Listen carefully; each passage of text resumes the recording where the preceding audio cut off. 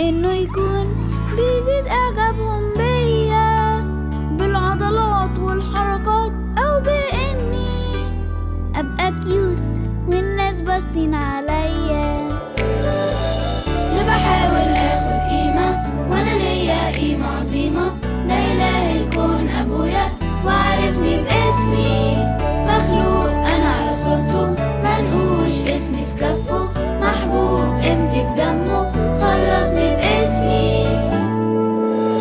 هكتب كام جايب كام في امتحاناتي، فاكر ده هو اللي يحدد قيمتي.